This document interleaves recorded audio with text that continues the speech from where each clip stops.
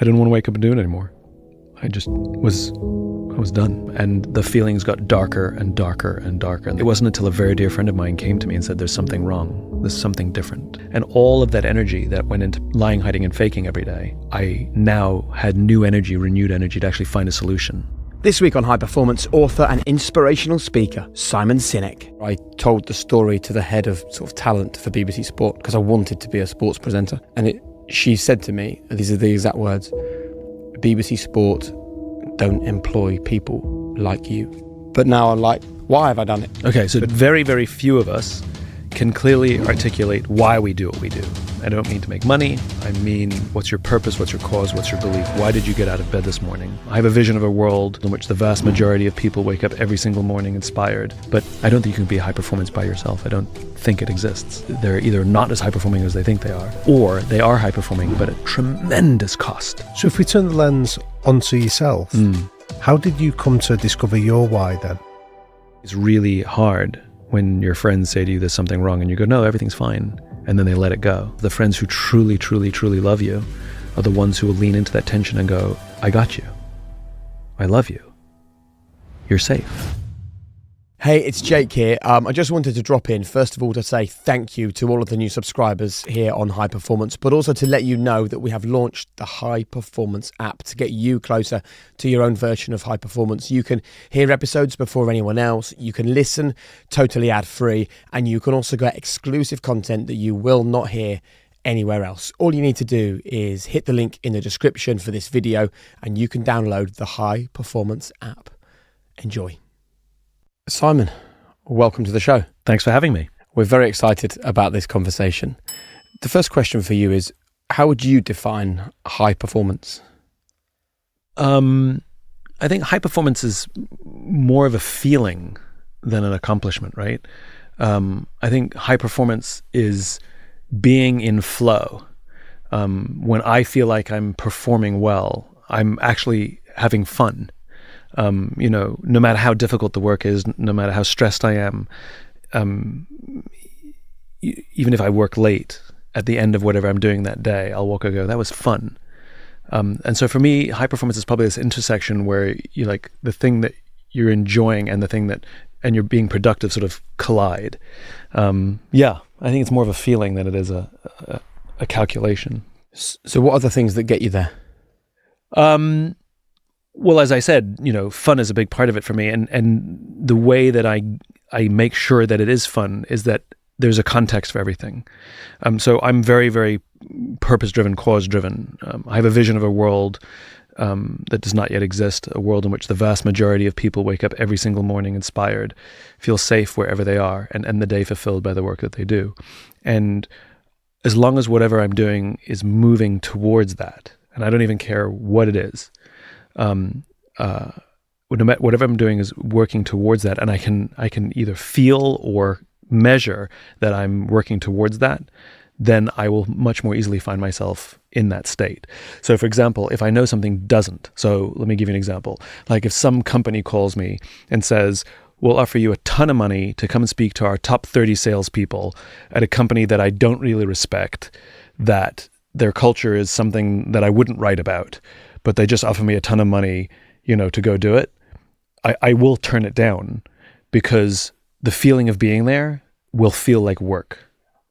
Whereas when I get offered to go somewhere where it pays a lot less, but what they tell me that their company does or the way that they lead their people, I find interesting, I find inspiring. I actually want to learn from them. And then showing up with them and the conversations I have with them and the feeling that I get that I'm contributing to whatever it is they're doing, that brings me tremendous joy and flow. So it's really about having a filter and using it. I think a lot of people talk about cause and purpose, but they use it as a punchline. It's copy on a website. And if you're too metrics driven, it's much harder to get that feeling because metrics don't produce that feeling ever. I wonder though whether those sort of three key principles of how you would love to see the world, whether you could get there even quicker if you went into these businesses that didn't understand the way you think or didn't have these values and almost open their eyes to what they could be. Oh yeah, make no mistake. I don't just preach to the converted. Yeah. I mean, my team knows I call it belly of the beast, which is I will say yes to things where I know that they don't. I'll go into a big bank that I think has done damage, and I will show up as a preacher for sure. But then I have to have scale, right? So the example I gave was 30 of our top salespeople. I'm not moving any needles that day, right? But if you say it's the top 30 CEOs from the biggest, whatever, venture capitalist firms and banks, whatever. Oh yeah, I'm going to do that. But I'm coming with a different agenda. I'm coming there to preach. So I've worked with many dysfunctional, broken companies. The difference is there's at least a few people, a few executives who know that change has to happen, and they welcome my message when I go in there. In other words, there's hope. I'm not going to go preach to a brick wall. There's literally no point. There has to be at least somebody in there who has interest, which is a pretty easy thing to gauge. There's that famous saying then that all progress depends upon the unreasonable man. So when you go into these environments where you're preaching these messages, how do you cope with the idea that sometimes it isn't what they want to hear? Well, I don't think they're going to invite me. I mean, those who know if they're inviting me, somebody has at least told them that this is going to happen. And it's happened a few times where they didn't do their homework. Maybe they just, somebody said you should get this guy, and they did. And I remember there was a company a bunch of years ago, and I'll leave out the names to protect the guilty. But the CFO came. I was waiting in the green room, waiting to go out, and he came into the green room and said, "Listen, I have a favor to ask. Don't talk about layoffs." I said, "Why not?" He goes, "Well, we're planning on having a round in a couple of weeks, and I don't want you to talk about that. That's bad for business." I said, "But it is bad for business. It's bad for a corporate culture." He goes, "Yeah, I know, but don't talk about it." I said, "Well, I'm not going to not talk about it. Like, I won't bring it up. I'm not going to be spiteful, and I'm not going to stab you with it. But if it comes up, I'm going to talk about it." He goes, No, I know, but I'd really appreciate it if you didn't talk about it." I'm like, "Yeah, I'm not going to make that promise." So that has happened a couple of times. But again, I think most people, I've got enough work out there that if they know that I'll always speak my mind. And if they're afraid of that, I did have somebody cancel on me once. There's a big brand who I had a meeting with the senior executives before I went to visit them. And we had a very honest conversation. They uninvited me. Because the reason I asked the question, Simon, is that... Please name them. Yeah. The reason I ask you is because there will be people that are almost advocates for your message, sure, that are in those organisations that want to get the message across. Yes. And sometimes you can be the messenger that delivers it to a certain level of leadership. Yes. So I suppose my question is more aimed at what advice or tips or techniques could you offer for those people that are in the belly of the beast, that are trying to make it happen without having the platform that you do? So one of the mistakes that people make, and by the way, folks in my position as well make this mistake, the well-intended insiders who want to affect change, they come guns a-blazing. They get the chance to talk to the executive, and it starts off with sometimes the words, but at least the mentality of, "Let me tell you what's wrong," or "Let me tell you how to fix this thing." And nobody wants to hear that. Like, can you imagine if I sat down and said, "Can I just tell you how to make your podcast better? Can I just spend 10 minutes and tell you what's wrong with your podcast?" I mean, I haven't even said anything already. You're shutting down, right? You're like, no, don't tell us that, right? But if I talk about vision and I talk about where I want to go, and I talk about the world that I imagine, I think a lot of it is language. And it has to start with curiosity. Can I talk to you about some of the things that you're imagining for this company? What do you envision for this company? And if somebody shows curiosity for the ideas of somebody else, then and only then are they open to your ideas. Only if you show interest and give somebody, if you make somebody else feel seen and heard and understood, then they want to return the favor by making you feel seen and heard and understood. So very often, I don't actually think it's the point of view. I think it's the way in which we present the point of view to those in power. Almost always. I saw it play out recently in front of me. Very senior executive went up to his boss and basically said, "Let me tell you what's broken and what's wrong." And I saw his boss just shut down. As opposed to going up to him and be like, "Hey, how are you? It's been a stressful few weeks. I just want to check in and see that you're okay." So I pride myself on that. I think that was the coup of Start With Why, to be honest. I'm not the first person to talk about purpose at work, but back when I started talking about the why, if you talked about purpose at work, you were some weirdo hippie. And so talking about purpose at work, you're literally only preaching to the converted, this very small group of people who believed in it. And the coup of Start With Why was the language, which is I found a neutral language that made those who needed to hear the message hear the message. It also was new language that those that were struggling to tell their bosses now had new language. And I got that in the early days of Start With Why. The number of people who came up to me and said, "Thank you. You've given me language that is helping me tell them the thing I've been trying to tell them for years." So once again, it goes back to language. So let's talk about why then. Yeah. It's the global bestseller. Many, many copies around the world have been and continue to be and will continue to be sold. But I'm also sure there might be a few people listening to this that are thinking, hang on a minute, we'll Start With Why? What's that about? Or even people who maybe have heard of the book or might have read some of the book, but would love to hear more from you about it. So could you explain the concept of Start With Why for the uninitiated? So very simply, every single one of us knows what we do. The products we sell, the services we offer, the jobs we perform. Yeah. Some of us know how we do what we do, the things that we think make us stand out or distinguish us from others who do similar things to us. But very, very few of us can clearly articulate why we do what we do. I don't mean to make money. I mean, what's your purpose? What's your cause? What's your belief? Why did you get out of bed this morning? Why does your organization exist? And why should anybody care? And what I learned is that the great leaders, the most inspiring leaders, everybody from Mahatma Gandhi, Martin Luther King, Steve Jobs, all these great leaders, these inspiring leaders, every single one of them thinks, acts, and communicates the exact same way. And it's the complete opposite to the rest of us. Where we start telling people what we do, they start telling you what they believe. And what they do simply serves as tangible proof of what they believe. And the magical thing about this little idea is it's not my opinion. It's based on the biology of how the human brain makes decisions. Go on, tell us more about that. So the human brain, there's a part of the brain called the neocortex, which is our Homo sapien brain. It's the newest part of our brain. It's responsible for all of our rational thoughts and language. It's just not responsible for decisions. This is where the what exists, right? It's very rational, easy to see, tangible. The limbic part of our brain is responsible for all of our feelings, like trust and loyalty. This is where gut decisions come from. It's also responsible for all of our behavior, but it has no capacity for language, which is why it's hard to put feelings into words. This is why we use analogies and metaphors all the time. And so when we start with why, you're actually talking to the decision-making part of the brain. That's why it feels inspiring.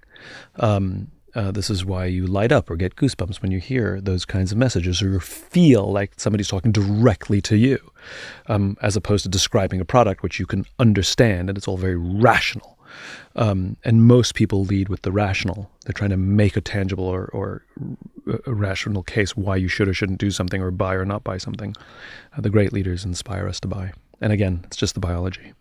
So I love that point you make about how, like, the neutrality of a language. So there's a phrase that I heard an educationalist talk about, of language that is psychologically privileged, that you can get ideas in. So if there's somebody listening to this that maybe wants to start exploring their why, what's the kind of language or the questions that they should be asking that sort of open up these kind of conversations for themselves? Well, to learn their own why? Or well, first for themselves, but also, well, let's talk about for themselves initially, and then maybe talk about how they can do it with teams that they're part of.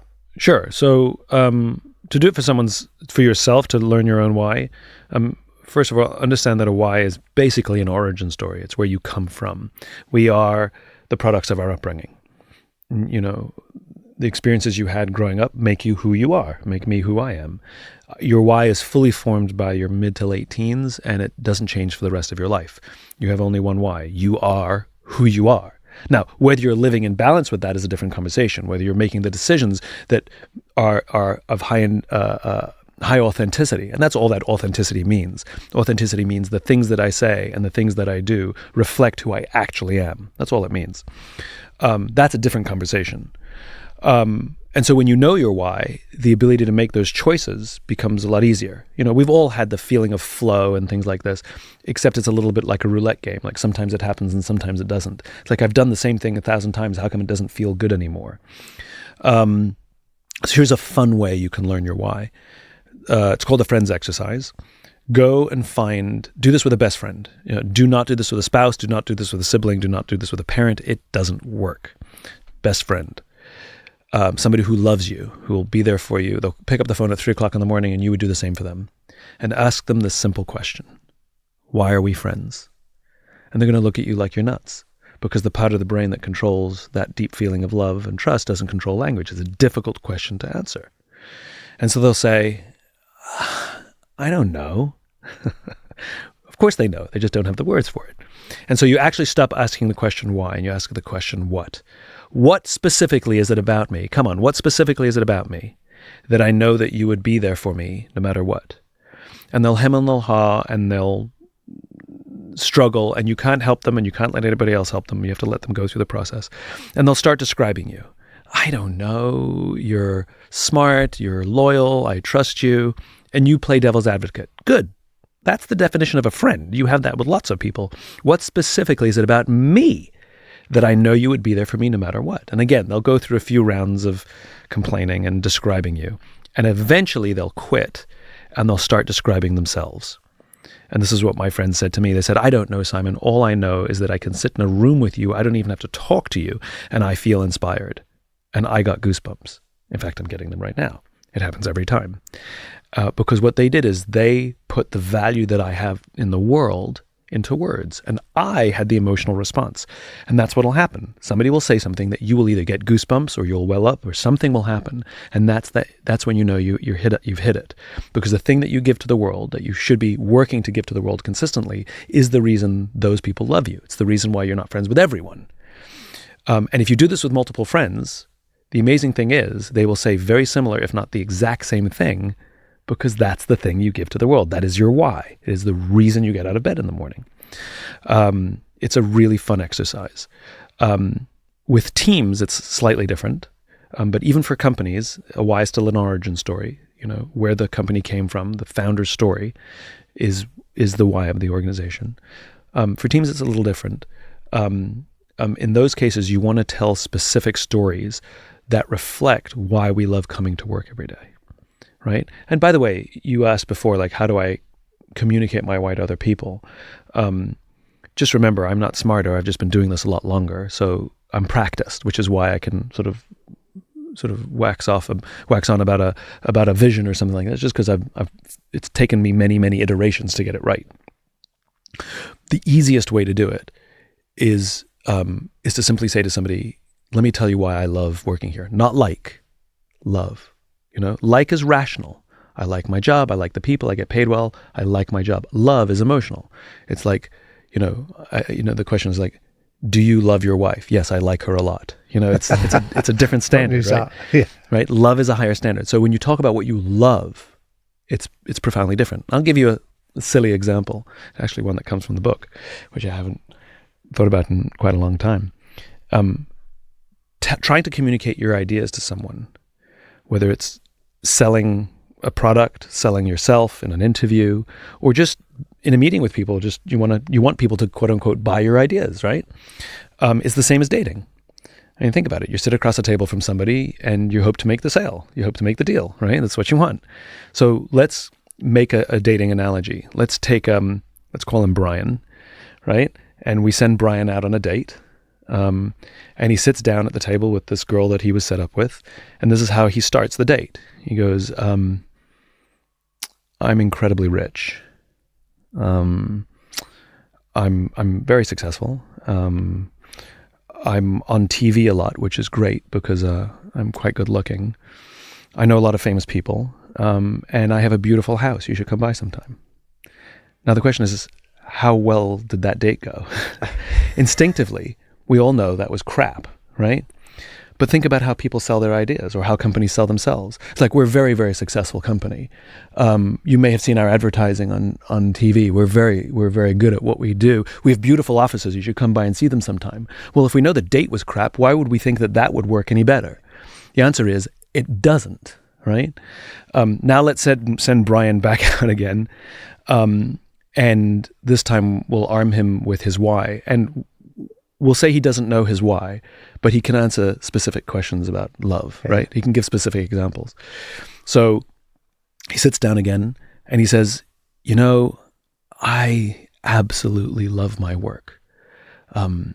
Just the other day, just 3 days ago, one of my team members was struggling. And I had the opportunity to I was walking down the hall and I was late for a meeting, but I thought, you know what? This is more important to me. And I sat down with them and helped them figure out a problem. And then I just went to my meeting and showed up late. And when I explained why I was late, everybody said, yeah, of course, you did the right thing. And I got to tell you, it is the most magical thing in the world to come to work every day in a place where I get to do that, and it's so appreciated. And the best thing about it was I made a lot of money because of it, and I got to meet a lot of famous people. I get to go on TV all the time, which is really great because I'm good looking, and I got to buy a beautiful house. You should come by sometime. All the same rational stuff is there, but how different did that feel? Yeah. Right? And so now the rational stuff is the proof, but it's not the reason to buy. So if you can tell a specific story of what you love, and it's a high bar, you have to love it. It's a way to attract people who love the same thing. And the best thing about it is it's a filter, because there are some people listening to that story and think that's cheesy. We're not going to do well together in business. So it's a fantastic filter that it attracts the right people and it repels the wrong people. Brilliant. I've got a lot of things running through my head, right? The biggest one is this this fear that I'm not sure I'm going to be able to find my why. Now, at this point in the conversation, Simon offered to help me find my why. Here's a small example of what we discussed. You had that experience of sitting in the back of the car, your mum probably trying to keep your dad awake. Was there something in particular about this one, or is that just one you found to try and capture the general memory? I think it was because my parents were really busy. So my dad was a charity worker, but also was doing a degree while we were kids. My mum was a full-time teacher. Mm-hmm. So there wasn't loads of, we weren't a family that did loads of stuff, actually. Mum and dad were, they worked, basically. And then the weekends were a list of jobs, Saturday and Sunday. Mm-hmm. And they're still like that even now in their 70s. They just have, you go in the house, they have a list of jobs all the time. Mm-hmm. And I think it was just that was gone, and it was just, we were just together at those moments. So that's why that stands out far more than being at home, really. I wouldn't really pick up on anything. So it's the joy of going on the adventure with the family. Yeah. Or maybe two people who are more adult than you. Yeah. Yeah, kind of like the Formula One example. Yes. Right. So those stories are very, very similar, which wasn't you standing by yourself in the pit lane, right? It was these two people that you're standing with, a race car driver and a multimillionaire team owner, kind of like mom and dad, a charity worker and a teacher who are highly qualified people. But in that moment, you're just a family and you're a part of that family. And you may be the youngest, least qualified person, but you're still a part of the family. Yeah. And those two are exactly the same story, that incredible sense of oh my God, this is it. I love this. I'm in the car with them. Yeah. This is it. And everybody's relaxed and we're enjoying ourselves. And I'm a part of this, and they see me as equal. Yeah. Yeah. They didn't look down on me. And you said, I feel like I've arrived. You feel like I'm here. But it was also that they treated you that way. Yeah. And so your why is very much about feeling a part of the family, feeling a part of the team. And I would venture to say that you're at your happiest when you are working with people in common cause to do something together, and where you struggle is when you're asked to do things alone. And to hear that in full, download the High Performance app for free right now, and you can hear the full conversation as Simon guided me through finding my own why.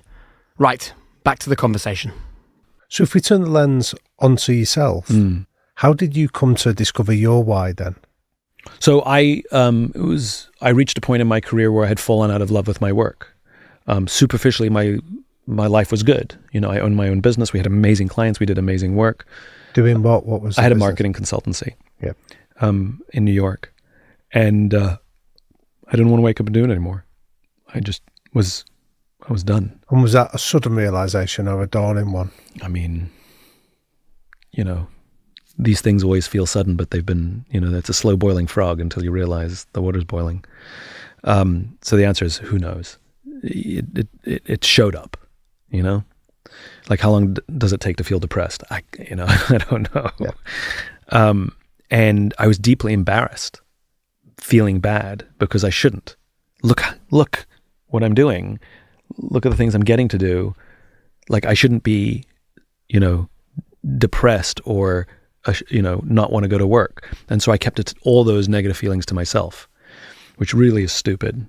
And the feelings got darker and darker and darker, and they feed on themselves. And that's the problem with keeping negative feelings to yourself. They fester and grow. And it got to the point where I was in really a dark place. But all of my energy went into pretending that I was happier, more in control, and more successful than I really felt. So nobody knew. Okay. And it wasn't until a very dear friend of mine came to me and said, there's something wrong. There's something different.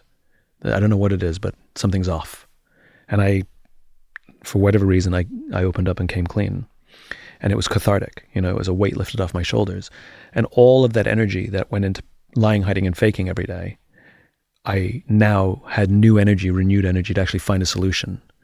I'll spare you the long, drawn-out story, but I had already articulated this idea of the why and the golden circle to explain why some marketing worked and some marketing didn't. Okay. And it was the discovery of the human brain, the limbic brain and the neocortex,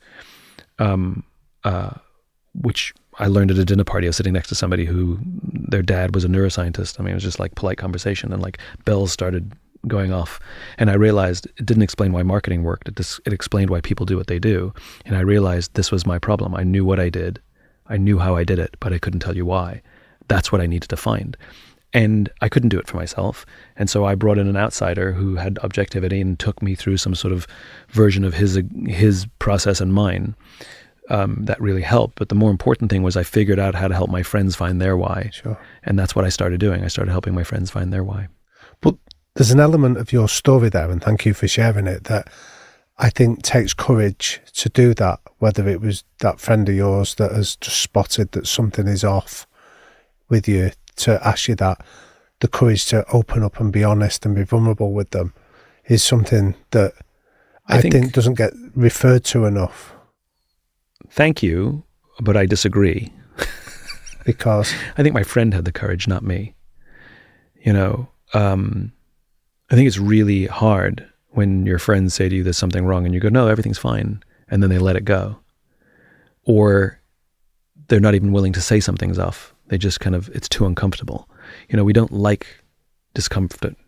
We certainly don't like causing discomfort, and we certainly don't want to create tension or a fight. And so we just leave it. And I think the courageous friends, the friends who truly, truly, truly love you, are the ones who will lean into that tension and go, I don't care what you say, and I know you're lying to me. I love you to death, and I know something's wrong, and I'm going to keep asking you until you tell me, you know? And more importantly, whatever it is, I got you. I love you. You're safe. I don't know what it is, and I don't care what it is. Just know that I'm your partner, and you are never alone. And the friend who helped me, that became the way we said I love you to each other. We used to say, you're never alone, because that's how it all started. You know, she said to me, you're not alone here. So I think she had the courage to get me to open up, and then I just stepped into the safe space. So if we accept that courage was present, for sure, there, for sure, I just won't take the credit. Yeah, no, and that's very noble of you. But I think the reason I'm asking that is because for anyone listening to this, Simon, I'm interested in you articulating what are the benefits of being prepared to ask these questions that are often that go unanswered. Yeah, I mean, you know, human beings are, despite our own self-opinions, we're not that strong and we're not that smart. But in teams and groups, we're amazing. And so trying to solve your own life problems by yourself, I've got some really bad news. You can't, which is why addiction exists. Because I can't solve these problems myself. I can't overcome the stress myself. So I'm going to drink, or I'm going to do something else that's harmful to myself, my family, and my relationships, as all addictions are. Whether you're addicted to your cell phone, addicted to alcohol, addicted to drugs, you're going to destroy your relationships. You're going to destroy yourself. And there is tremendous value, and it does take courage, you're right, for somebody who loves you to say, I got you, I'm here, let's do this together. Or for you to call a friend and say, I think I'm struggling and I think I can't do this alone. Can you help me? It's humiliating, but it is perhaps the single greatest lesson that any human being can learn, which is to say, I don't know and I need help. And if you can learn that, and you can do it in the worst of times, you can do it all the time. You can do it with silly things. And for me, I mean, for those who know my work, I regularly call myself an idiot, and I do think of myself as an idiot because I have no problem saying, I don't know. Can somebody who's smarter than me explain this to me? I'm under no false illusion that I have to present myself as the smartest person in the room, because I'm not, and where I'm good, I might know a sliver of something, but my goodness, everything else we're talking about, I know nothing. And I think being comfortable with asking for help and saying, I don't know, it turns out we're surrounded by people who want to take care of us and help us, but they don't, because they didn't think we needed it, because we were too busy presenting ourselves as perfect and having all the answers. So they just didn't. Oh. But they would if we just asked. And I have a small group of friends where, we have a deal. And, I have a couple of friends that are super senior, super high performing by all traditional definitions. And I remember the first time one of us called the other and said, I'm stuck, which is really difficult to do because you want to look smart and strong to people who you respect, and they're so smart and strong. And I have one of my dearest friends, he's in the military, he's a senior officer in the U.S. Air Force, it's active duty still. And I remember the first time he called me brother, which in the military is a big deal. You and I have colleagues and coworkers, they have brothers and sisters. And so they call each other brother and they call each other sister, and it's an amazing thing. And I remember the first time he said, all right, brother, I'll talk to you later. Or, hey, brother. And I was like, that means the relationship was different now, and he's a warrior. I mean, he's hardcore. He's an amazing human being. And when we get off the phone, he'll say, I love you, or he'll text me and say, I miss you. Not just miss you, I miss you, which is way more vulnerable, and it's deeply human. And he and I are, we call each other and say, I'm struggling or I'm stuck. And sometimes it's business, I just need your opinion, but sometimes it's personal. Sometimes it's frustration, can I talk to you? I'm so freaking frustrated. But to foster those relationships, and those relationships take a lot of work to get to. They don't just show up, and they do require risk. At some point you open up a little bit, but to have those kinds of friendships, I think, are absolutely essential to being what we would call a high performance human being. I don't think you can be high performance by yourself. I don't think it exists. And anybody who does they're either not as high performing as they think they are, or they are high performing, but at tremendous cost.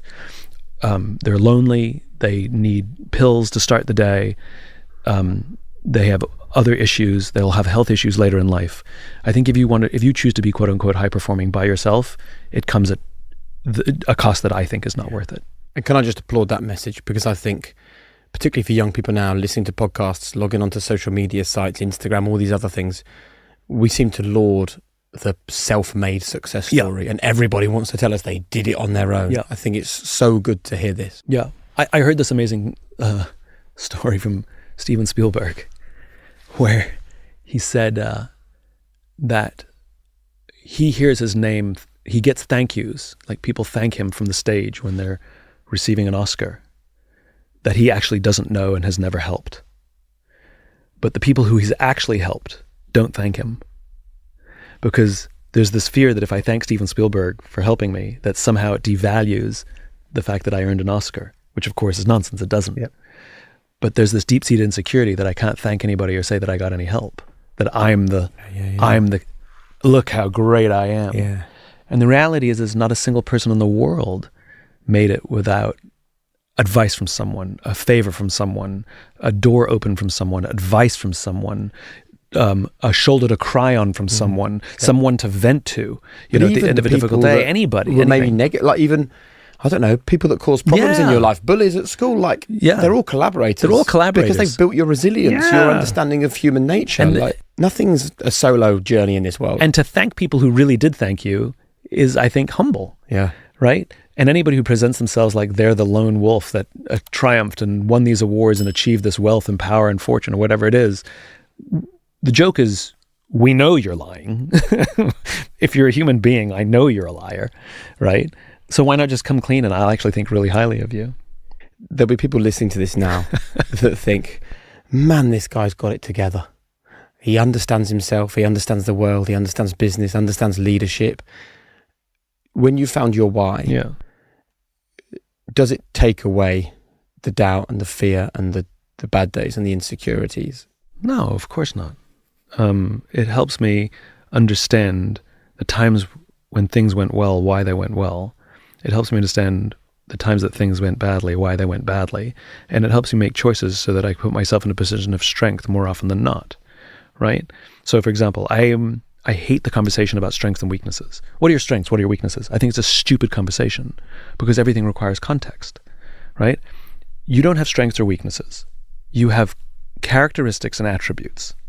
And in the right contexts, those things are strengths. And in the wrong context, the wrong environment, those things are weaknesses. Always, right? So it's better to know who you are and then look for the environments in which those things will be advantages. So for example, if somebody came to me and said, Simon, your work's amazing. We're going to offer you £10 million to do whatever work for us. And we're going to lock you in a room by yourself for 3 weeks and let you get at it, right? Now, superficially, most people will be like, amazing. But I know that if I say yes to that deal, one of two things is absolutely going to happen. One, I suck at working by myself, right? I know this. This is an attribute. I like being on a team. It is an attribute, not a strength, not a weakness, an attribute. So if you make me work by myself, one of two things is absolutely going to happen. The quality will suck. So I'll give you work and they go, wait, no, we didn't pay for this, right? Or the stress that it's going to take me to get some sort of decent product will be absolute. It'll destroy my health and myself and everything, right? The stress is just tremendous. So when I get offered, if anybody's listening, I would accept this offer. But if anybody ever came to me with that offer, I would say, thank you, but I would like a team of people, please, that I get to choose. And you can lock the team in the room for 3 weeks and we'll come up with the product. Because now I'm taking my attribute and I'm putting myself in a position of strength. And so one of the things that when I learned my why and I learned my hows, it helped me better navigate and create the environments that make me more likely to be in a position of strength than not. That's all it is. And if I couldn't make it work, at least I went in with eyes wide open going, this is going to suck. But at least I'm going to do it for a short period of time and I think the cost is worth it. Right? Because I always weigh the cost of everything. Everything comes at a cost. There's a cost for the money you make. There's a cost for your career. There's a cost for your relationships. And there's nothing wrong with that. Just like there's a cost to buy a cup of coffee, right? The question is, was the cost worth it? Yep. Was this coffee worth £5, right? If the answer is yes, spend it. If the answer is no, find somewhere else to spend it or look for something cheaper. And so I always weigh the cost and say, is it worth the cost? And if the answer is yes, I'll do it. And if the answer is no, I'll work very hard not to. I mean, this is fascinating because we've done over 200 of these interviews, Simon, where we often come back to the teaching of Howard Gardner, the educational psychologist, that has that great line of, don't ask people how clever they are, instead ask them how are they clever. And a really good example of that was when we interviewed Jo Malone. She's a perfumier, and she spoke about how in the school environment, she came from a broken home, so she was working extra jobs over evening and weekends. She was dyslexic. It hadn't been diagnosed. So in the school environment, when she was yawning because she'd been working the night before, she was diagnosed as being lazy. when she couldn't understand the work, she was diagnosed as being stupid. And she said it was when she took herself outside of that environment that she realised she had this amazing ability to take ingredients and create beautiful smells. So we're seeing this pattern remarkably frequently amongst our high performers that you're describing. I'm interested in how, again, our listeners could identify their characteristics and their attributes so that they can put themselves in environments where they thrive. I mean, you have to be honest with yourself as one, which is, you don't have to beat yourself up, but you don't have to rationalize and make sure that everything's good, which is, most people have some sense of self-awareness. Do you work better by yourself or on a team? You can answer that one. Do you work better under stress, or do you need time? Are you the kind of person who, you get good grades, but you need to study a lot, or your grades are fine, but you didn't study that much? I always believe grades should be ratios. It's like the grade achieved over number of hours studied. Right. Okay. So if you need a first and you're willing to give someone 50 hours, that's your person. But if you're willing to sacrifice quality a little bit, but you need it done in an hour, I got somebody else for you over here. Not better or worse. Different. Right? And I think what we have done is we've falsely assumed that high levels of achievement is the most important. So if you get the top grades, it means you're the smartest in the room. But again, not if it took you 50 hours and I need somebody who can work under pressure. Yeah. Right? So most of us kind of know that. How do you learn? Can you skip class and just do all the reading and you'll do well on the test? Or do you have to go to class because you have to hear it? Are you an oral learner or are you a visual learner? How do you take notes? All of these, I think anybody who's a little bit introspective can figure out where they did well. I cannot go and I have ADHD, so reading is pointless to me. Right? In one ear and out the other. I mean, it's literally pointless. And so I still have to pass school. And so I'm a great believer that the solutions we find to the struggles we have as children become our strengths as adults. So I'm at school with ADHD. I can't read. I mean, I can physically read. I just don't comprehend. And had it been diagnosed? No. I didn't get diagnosed until an adult. And so many similar things, hyperactive kid who was accused of being selfish or didn't care about people because I was absent-minded. I forgot a lot of things that I was supposed to remember. And if you believe a lot of that stuff, it'll destroy your self-worth. And there were definitely moments where that happened. I'm like, oh my God, I'm a selfish, horrible human being, But thank goodness it wasn't diagnosed, because even though there were difficulties that came with it and there was definitely struggle, the hacks that I figured out, because I had to pass school, was I had to go to class, couldn't skip class. I needed really good teachers who were good at explaining things. I couldn't have them teach from a book because I had to enjoy myself in class. I had to go after class and talk to the teacher because the conversation helped me learn, and then I did fine. And so I got really good at asking questions, and I got really good at listening. Well, look what I do for a living, right? So all of those skills were formed. And so why am I good at connecting patterns like I did with you with just a couple of examples? Well, that comes from my childhood because I had to pass the test. So I needed to get as much information from as short a period of time as I could because I got to figure this stuff out. Doesn't make me smarter. It just means I figured out a life hack. And I think, in this modern day and age, we're so afraid of our kids being in positions of discomfort that we're removing all the struggle. We're putting them on big pillows and saying, let me make this as easy as possible for you. Now, of course, every parent wants to make life easy, but if you talk to the quote unquote high-performing people in the world, I mean, there's that very famous story about Richard Branson, where his mum would drop him off 3 miles from home and say, see you at home. And he'd have to figure out how to get home.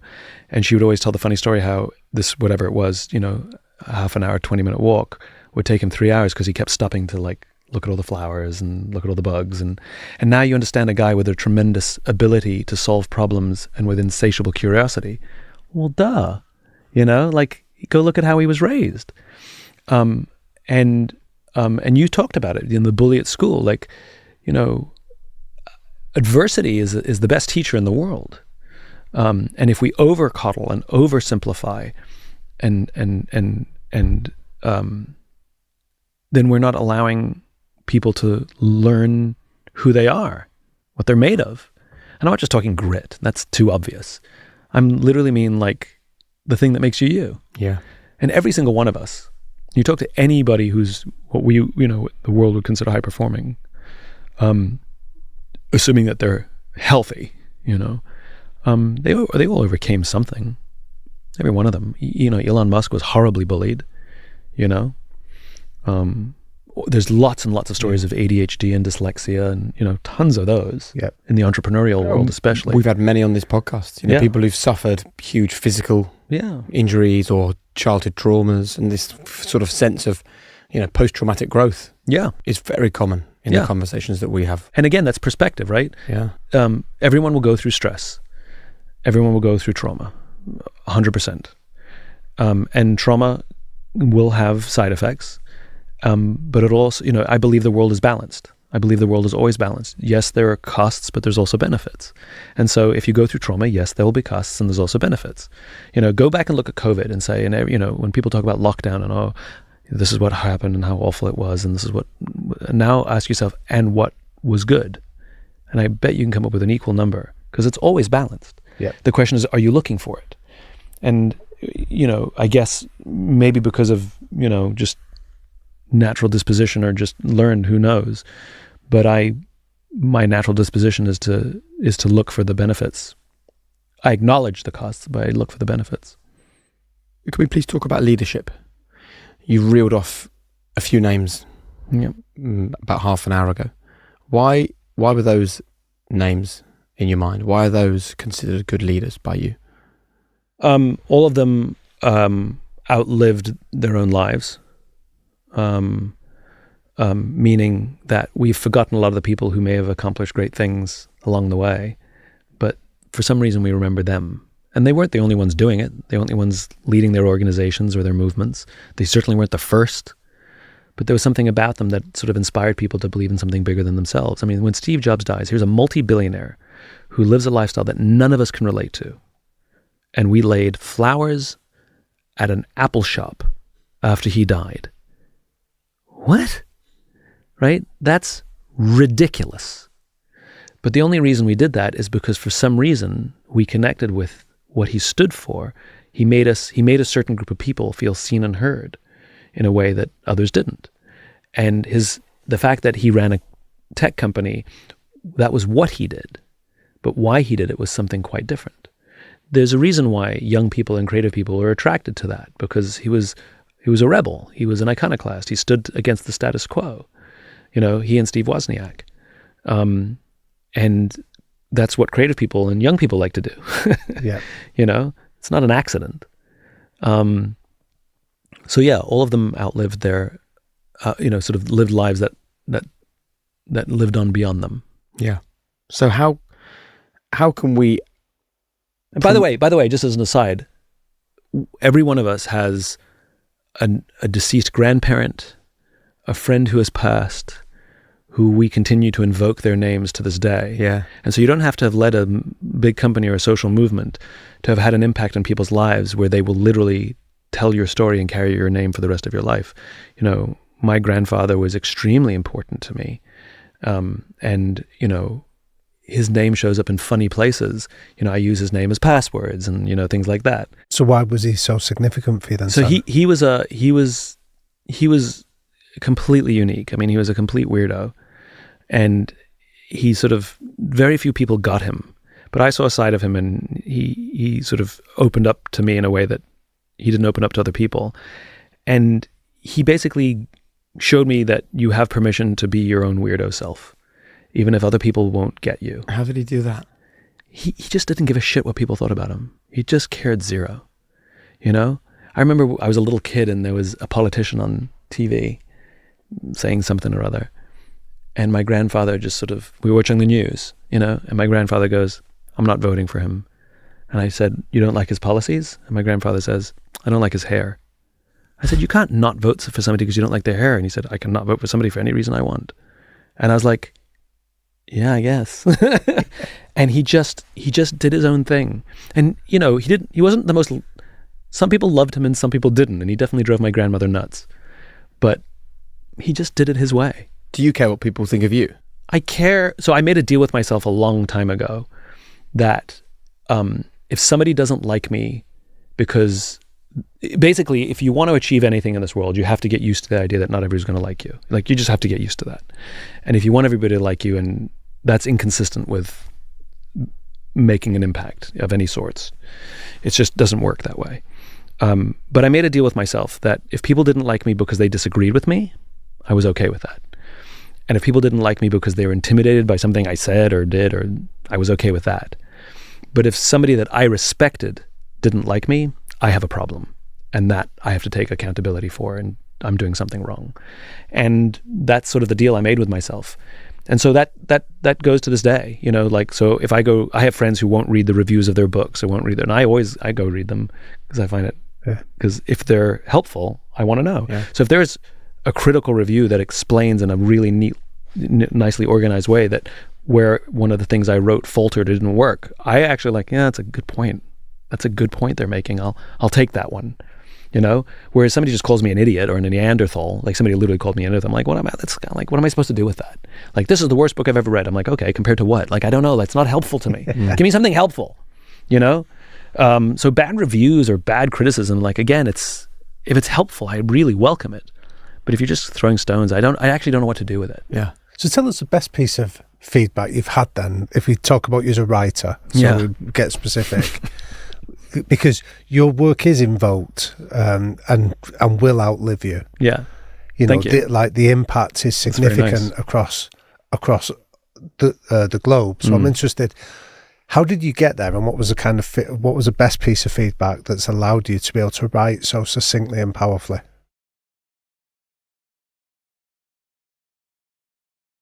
So when I wrote my first book, nobody thought I could write, including me. The longest thing I'd ever wrote prior was like 15, 20 pages, you know, a paper for school. That is brilliant for people to hear, though, because I think people see someone like you and think, oh, I must have been incredible from the age of 11, writing all sorts of amazing things. Like, I think that's so powerful. No, I think, like, if I'm really honest with myself, probably the longest thing I wrote was 10 pages, because if it was 30, it was probably shite. So where did the courage come from then to even begin, or to think, I'm going to write a book? It's not really courage. It's I had this idea, and a friend of mine said, you should really write this down. And I was like, oh, okay, you know, and somebody made an introduction and again, when I say somebody, it's not because I was well connected. It's because I believed in starting with why, and I was really good at it. And I believed in the law of diffusion of innovations, which is I only talk to early adopters. And so the right people always made introductions for me. I was dogged about only talking to early adopters. So I basically, my blueprint for actually how my career went and how I built Start With Why is written in Start With Why. Like, that is literally what I did. Right. And I didn't have advertising or PR firms. I didn't game the algorithms. I didn't drive any numbers I didn't have friends write fake reviews. Like, did none of that. All the tricks of the trade, I didn't do any of them. I followed, that book is my blueprint. I just wrote what I did. And so somebody introduced me to one of the great business publishers, and I had a 29-minute meeting with him, and 3 days later they offered me a book deal. He just took a risk on me. Again, starting with why, you connect with the right people. For some reason, they take risks. Yeah. They don't know why either, you know? And then they told me I should get a writer. And so my agent at the time introduced me to a guy he knew and said, this is the perfect writer for you. And I went out to Portland to meet him, and I brought the contract. And these contracts always say, you know, whatever the numbers are, 25% up front, 25% upon delivery, whatever they are, you know, 50% up front, whatever it is. And the way that really works in practice is you sign the paper, and like freaking 3 months later, they send you a check, right? Yeah. And I went, you know, I'm a nobody. I got no following. I got no nothing. But it said upon signing 50%. So we signed the contract ceremonially at his house in Portland. This was going to be a weekend to work together, and I handed him a check for the first half. And the first thing we did was get in his car and drive to the bank to cash it, which was a little weird, you know. And then he kept trying to challenge my ideas and change my ideas, and I was like, oh my God, this guy wants to write his own book, not help me write my book.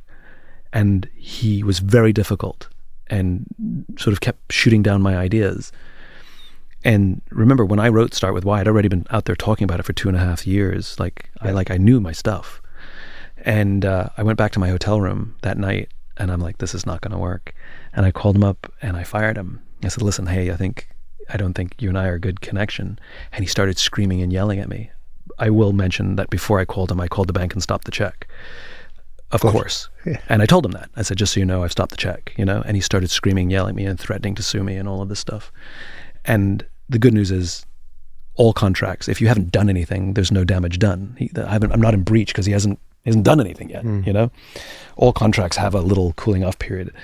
And so I explained to him, I'm like, your threat, the way you're responding, you're just made life a lot easier for me. You've reinforced my decision. If you were a gentleman about it, I'd really start questioning if I'd made the right choice here. So thank you for that. Yeah. And I moved on. And of course, he didn't sue me. But now the problem was I had a book to write. And so it's kind of amazing what a deadline will do. When a company gives you a ton of money and says, you owe us. And I started writing, but I started writing the way I speak. And so the book is very conversational. It's a very easy book to read. Yep. I don't use big words because then I'm not trying to make myself look or sound smart. I'm really just trying to, and because I have ADHD, I don't like reading books, and I actually don't read a lot of, everybody thinks I'm really well read. And I like to joke that I've actually written more books than I've read, which is true. And so the great thing about being the writer is if I'm reading my own work and I'm bored out of my skull, I just cross it out. And so if you notice in those books, they're pretty short sections and they're pretty punchy, and there's a lot of stories because I had to enjoy reading it too. So I wrote a book that I enjoyed reading for somebody with ADHD. There's no simple answer to your question, but I didn't try and write to a standard of other people. Yep. I tried to write a book that I wanted to read, and it turns out it's a really nice, simple, sweet little book, which is what I like. But then as you've gone on and done your other successful books, you must have had feedback that then people then, it's old saying, isn't it, that failure is often born an orphan, but success has got many fathers. Yeah. So lots of people then must want to offer an insight or a comment or a critique. I don't show my work to anybody except about one person. Who's that? So my friend Jen Hallam, she's been with me for years. I did have somebody help me write and research named Laurie Flynn for Start With Why. And she was in New York Times because I realized I didn't want a writer. I needed a journalist because I needed help with the research. And she would write a couple of the sections like as a journalist, and I would go write it as but I wrote 80% of Start With Why. I wrote 90% of Leaders Eat Last, and I wrote 100% of Infinite Game. But Jen was with me for Leaders Eat Last and Infinite Game, and I've just known her for years. She doesn't work for the publisher. She actually is not an editor by trade. She just happens to be a brilliant editor and and my dear friend. And she just calls shit all the time on stuff I'm writing and says it doesn't make sense. She's the only person I trust. So I don't do any of my stuff alone ever. But I work with the people that I want to work with, and it's usually one person. I don't give my manuscript to 10 people and say, what do you think? So tell us about Jen then, in terms of, because that really intrigued me, that relationship of, like, you spoke about that small word with big implications of trust. Yeah. What one piece of feedback has she offered you, Simon, where you've gone, wow, that's an insight, or that's incredibly valuable? Jen has a mind like it's the most incredible mind. It's really funny because I think it's okay if I say this.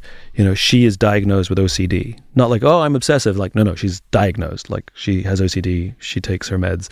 I have ADHD. I sometimes take my meds, and we are total opposite.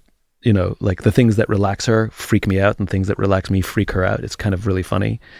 And she is fastidious for logic, and I'm really good at the big ideas. And so she will track the logic of an idea from the beginning to the middle to the end of the book, where by the end I've forgotten what it says at the beginning. And so her ability to keep track of everything and make sure that I haven't abandoned the logic from beginning to end is, I couldn't do that without her, because I can't remember 250 pages. She can. It freaks me out. She sounds very useful because she brings that incredible skill to your writing. Yeah. But how do you choose the people around you? Like, how do you choose the people that you let in? Because you will live a life, you're very well known. There'll be many people who I'll be friends with Simon. I can talk about my why every day. I imagine that's very attractive to a lot of people. So how do you choose the people in your circle? I mean, I don't think it's particularly unique, and I don't think it's any different than anybody else. Like, how do you choose your friends? How do you choose your friends? Like, I make friends like anybody else. You meet somebody, sometimes you're introduced to them, sometimes you meet them somewhere, you get along, you have a nice conversation, you sort of like each other, you go out once, you like each other again, or you don't, and you never talk to each other again. You both let your guards down a little bit, you both open up a little bit, you realize you've got a lot of shared values. I mean, my friends are the same as everybody else's friends, I don't think there's, one of the things that I do notice about people, who sort of had some sort of commercial success, especially the ones who had it young, is their guards go up because they live lives. I mean, I had an experience where somebody gave me incredibly bad advice that hurt me. And it was somebody in the inner circle who I work with, a work colleague, who gave me incredibly bad advice that turned out was advice that was serving them, but not me. And it was self-serving advice they gave me. And it was very costly for me. It was very hurtful and painful. And I called up a friend of mine who's been in the public eye since like 20 years old. He's like 60 now, and I said, how do I deal with this? Like, how do you deal with it? He's like, yeah, he says, you're a product now. Like, get used to it. This is like, it never goes away. Like, you're going to live a life where you're not 100% sure. And it's like, I understand why celebrities marry celebrities. I kind of get it. Yeah. Because when you start to meet people, and I've gotten burned. That's, by the way, one of the things where Leaders Eat Last came from, which is, everybody knows this. When you achieve any kind of commercial success whatsoever, all your jokes are funnier and you're much better looking, right? It's just what happens. Yeah. And if you believe it, you're dead. If you believe your own press and you believe all the smoke that people blow, up your ass, then it's going to be a short existence. Yeah. But there's a story that I've told before that I live by. It's a former Undersecretary of Defense who was giving a speech at a big conference, 1,000 people or something. And while he's standing on the stage giving his prepared remarks, he stops and interrupts himself and smiles and says, last year I spoke at this exact same conference, and last year I was still the Undersecretary. Last year they flew me here, business class. There was somebody waiting for me at the airport to take me to the hotel. Somebody had already checked me in when I got to the hotel. I came down in the morning. There was somebody else waiting in the lobby to take me in another car to this same venue. They took me in the back entrance. They took me into a green room, and somebody offered me a cup of coffee in a beautiful ceramic cup. He says, this morning, I flew here coach this time. He says, I checked myself into the hotel. This morning I came down and I took a taxi to the same venue. I came in the front door. I find my way backstage. And when I said to somebody, do you have any coffee? They pointed to the coffee machine in the corner, and I poured myself a cup of coffee into this here styrofoam cup. He says, the ceramic cup was never meant for me. It was meant for the position I held. I deserve a styrofoam cup. And I think every successful person on the planet is given ceramic cups. They hold doors open for you. They give you perks. They give you free products. Whatever it is, then they tell you you're beautiful, and they tell you you're funny, and they tell you you're smart, and you feel great. And it's no problem. Enjoy it. Be grateful for it. It's definitely fun. It's definitely surreal. But they're not giving it to you. They're giving it to the position that you currently occupy. Then the next person, they'll give it to them. And there's a guy I know who's a big CEO who retired recently, and there's a big fancy party that was being thrown. This is a true story. It was a big fancy party, and he was talking to a friend of his, like, hey, did you get your invitation? And the guy goes, yeah. He goes, I didn't get mine. It must have gotten lost. He didn't realize that they were never inviting him to the party all these years. They were inviting the CEO of this company that happened to be him. Yep. He completely missed the plot. And so, like I said, enjoy the perks, but they're not meant for you. And I think the people that think that they deserve the ceramic cup, they've missed the plot. We all deserve styrofoam cups. But is that, when that happens in your life, does knowing your why become ever more important because it's something to keep you grounded and keep you coming back to like a North Star? There's a combination of things. I think definitely knowing your why is a part of it. Definitely surrounding yourself with people who tell you you're an idiot is important.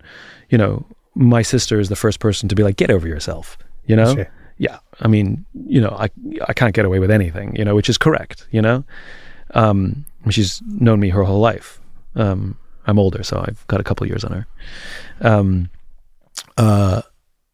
But I think the other part is the way I view career, which is, and this is the importance of vision and cause, which is, when I got started and I said, wouldn't this be amazing if work worked like this, And people were like, I think you're completely unrealistic. And I'm like, no, I think I have an idea. And an idea is an iceberg beneath the ocean, which is you're the only one who can see it. That's literally what an idea or a vision is. It's a figment of your imagination.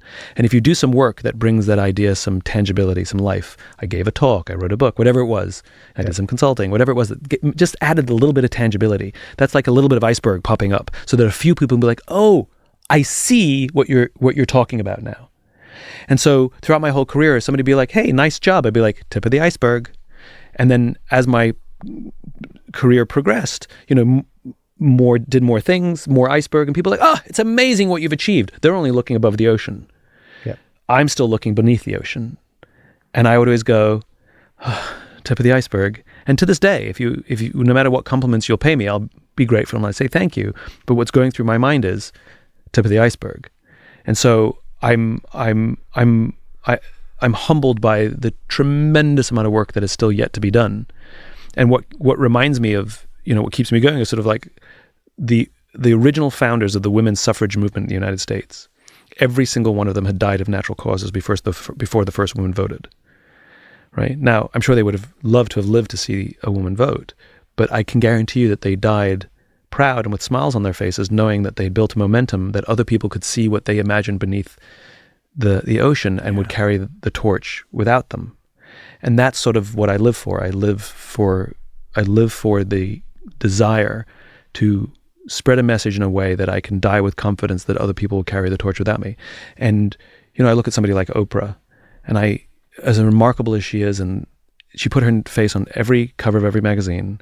The magazine is named after her. Her everything is named after her, and and if she dies, it dies. Yeah. I mean, a remarkable human being who's done remarkable good in the world, but it's her. Yeah. And I've worked very hard to make it not about me. We changed our company from, to the optimism company. And, we remind our team that, they're optimists. That's what they are, that we call our team optimists. And like, I every year, I don't think we're 100% there yet, but every year the goal is that if I were to get hit by a bus, I can say with pride that the work will continue, because it has to, because it must, because the vision is bigger than all of us. It's wouldn't say that's an optimistic way to finish, talking about getting hit by a bus. But I think it is a brilliant optimistic way to finish. Yes, but to know that the momentum will carry without me, it's great. I love that. And it will. We could talk for hours. Would you come back sometime? I'd be honored. Thank you. It was really interesting. Thank you. Before we let you go, though, we have a few quick fire questions we'd like to run by you. Okay. Chocolate. Oh, sorry, you haven't started yet. It's the correct answer. Off you go. The 3 non-negotiable behaviours that you and the people around you should buy into. Integrity. Honor. Not the same thing. Explain that one, sorry. When you say honor. So honor is a word that still exists in the military that seems to have fallen away in polite society. Chivalry is gone. There was a time where your word was it. And you wouldn't violate your word, because then if people knew that you violated your word, no one would want to do business with you, right? Like, it really, honor mattered. I love that. And I'll give you an example. For me, what honor has nothing to do with reliability or intelligence or even honesty. You can have people who are honest and reliable and dishonorable. Honest and reliable, but dishonorable. Dishonor for me, or honor, is doing something that's dishonorable, is taking advantage of somebody else's bad situation for personal gain. That's dishonorable. And if you're willing to put aside your own interests, ego, ambition, because somebody else is struggling, then that to me is honorable. And this happens all the time. Like when a company is struggling, that an employee walks into their boss and say, I want my raise now. Like, now? That's when you're going to ask? Because somebody told you have leverage or you have the cards? It's dishonorable. I want them out. I don't care how much more I'm going to have to suffer. I want them out. Whereas if they knuckle down and help us get through the really, really hard times and then come and say, listen, I was there with you through all the hard times. I'd really think I'm I'd like a little more, I'd be like, yeah, cool, let's have that conversation. But doing it when someone is struggling, I think is dishonorable. So for me, honor is really big. So integrity, doing the right thing, high ethical standards, honor, and I think willingness to take yourself on is the third one. It's very difficult being a human being. Cats don't have to work very hard to be cats, but humans have to work very hard to be humans. And the people who are on my team, every new team member, when they join our team, I like how this was supposed to be quickfire. Every new member of our team gets a phone call from me and says, A, you're part of something bigger than yourself. Always remember that. And B, I have one expectation of you. Whether you stay with this company for a short term or a long term, I expect you to leave here a better version of yourself than when you started. I expect you to take yourself on. We'll give you some of that education, and some of it I expect you to seek out by yourself. But you got to take yourself on. And I think that's a non-negotiable. If you could go back to one moment in your life, what would it be and why? It's a very difficult question, because I think now is the best time to be. I'm grateful for all the experiences I had, good and bad, throughout my life, but I don't really want to go and relive any of them. So I don't actually know how to answer the question. If you could give one piece of advice to a young Simon, what would you say? You don't have to know every answer, and you don't have to pretend you do. I wish I learned that lesson earlier. I bet. What's the most valuable piece of advice you've ever received? The most valuable, I don't know, but I can give you one or two very valuables. Get over yourself.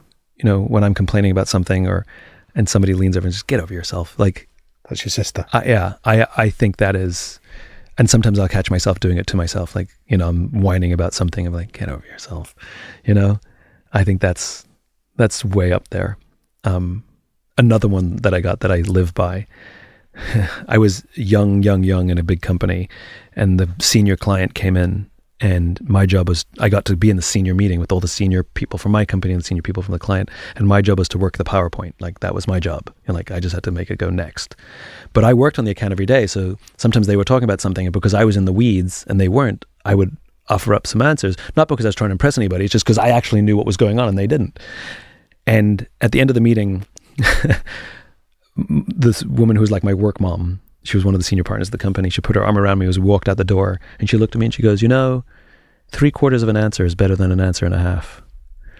And that has stuck with me to this day. Like, when I'm sitting in meetings and I could offer more, and I just don't. 3/4 of an answer is better than an answer and a half. Love that. For people listening to this who feel content and happy and okay and stable, but they don't know their why, what would you say to them? Well, you could do the friends exercise, which is really fun. And it's a really fun way to do it. And, I've tried to produce resources to help people in what suits them. So the friends exercise is one way you can do it. I wrote a book called Find Your Why, which if you want to go through a workbook, we have ways to do it. If you go to simonsinek.com, you can have one-on-one somebody help you. You can take a course. You can do it with a group. I've tried to do it in as many ways as possible because I want everybody to learn their why. And so I've tried to do it in all the different ways, whatever works. But do one of them. Great. Yeah.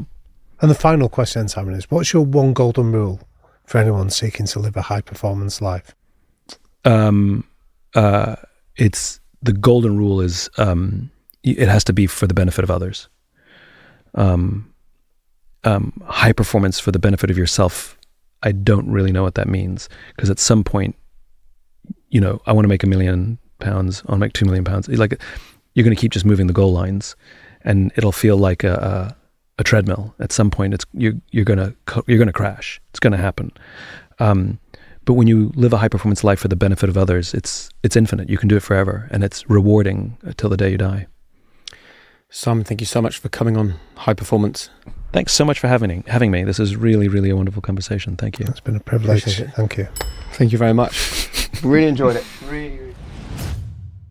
Hey guys, it's Jake here. Listen, before you go, please do me just one favour. Hit subscribe. It makes such a difference to us. The more subscribers we get, then the bigger the channel becomes. The bigger the channel becomes, the bigger the names we can attract and the more impact we can have for you. So thanks for watching, and please subscribe right now.